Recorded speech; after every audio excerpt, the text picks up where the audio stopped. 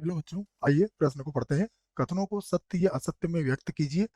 यहाँ पर दिया हुआ है कि a बराबर 0,1,2 और समुच्चय b जो है वो दिया है x belongs to r such that x का मान 0 और 2 के बराबर या उनके मध्य है। तो a बराबर b है, ये हमें बताना है कि कथन सत्य है या फिर असत्य है।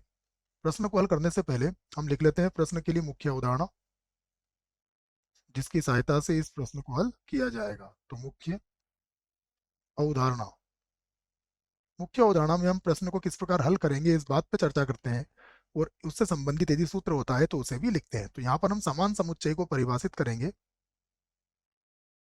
समान समुच्चय,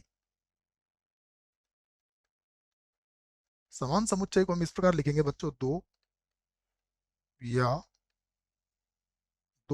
दो से, या को ठीक कर रहा हूं बच्चों, भी है ना, दो या दो से अधिक समुच्चय,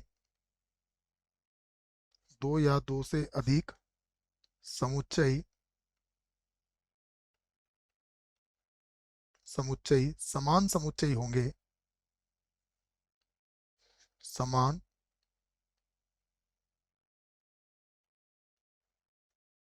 समुच्चय होंगे यदि, यदि,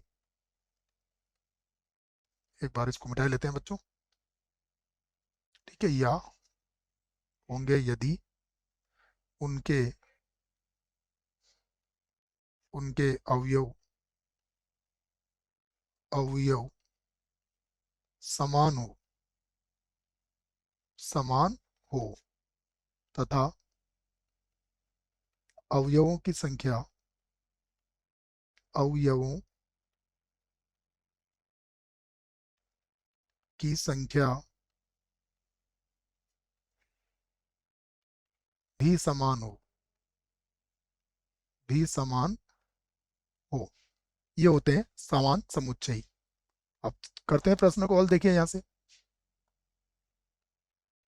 तो सबसे पहले a बराबर क्या दिया गया है, a बराबर दिया गया है जिसमें तीन अवयव है, 0, 0 के बाद 1 और 1 के बाद है 2। ठीक है ना, केवल तीन अवयव है इसमें, 0, 1, 2, ये हो गए आपके तीन अवयव। b की बात करते हैं, तो b बराबर देखो यहाँ होगा x belongs to r such that x का जो मान है वो 0 या 0 से अधिक है और 2 या 2 से कम है। इसका अर्थ यह हुआ कि हम b को ऐसा भी लिख सकते हैं कि जो समुच्चय b है बच्चों, इसके अवयव किस प्रकार के हैं। समुच्चय b के अवयव जो है हमारे, वो उसके जो अवयव आएंगे वो 0 से 2 के मध्य, या फिर इसको मैं अंतराल रूप में लिख के समझाता हूँ आपको। देखो अब इसका अगर अंतराल रूप लिखोगे तो b का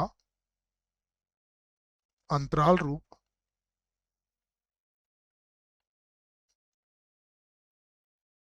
अंतराल रूप, तो b का अंतराल रूप कैसा होगा बच्चों, देखो ये कैसा बन जाएगा, ये हो जाएगा b बराबर, देखो ये हमें मिलेगा, बड़ा कोष्टक लगाना पड़ेगा, और ये मिलेगा 0 से 2 के मध्य। तो अगर यहाँ पर देखें तो 0 से 2 के मध्य कई संख्याएं आती है बच्चों, क्योंकि यहाँ पर वास्तविक संख्या की बात कही गई है। तो 0 के बाद 0.1, 0.2, 1.5, ये सब कई संख्याएं आएगी, मतलब इसमें जो होगा अनंत अवयव होंगे, यूं कह सकते हैं आप। तो हम इस बात को यहाँ पर लिख देते हैं कि यहाँ, यहाँ समुच्चय a जो है वो बराबर नहीं है किसके, समुच्चय b के, क्योंकि a के अंदर तो केवल तीन अवयव है और b के अंदर तीन से अधिक अवयव है, अनंत अवयव है। तो आप कह सकते हो कि अतः कथन, अतः कथन क्या है, असत्य है, असत्य है, क्योंकि हमें क्या कहा गया था कि ए और बी बराबर है, परंतु यहाँ ए और बी बराबर नहीं है, इसलिए हमारा कथन क्या है, असत्य है। आशा करता हूँ बच्चों प्रश्न का उत्तर अच्छे से समझ में आया होगा। धन्यवाद।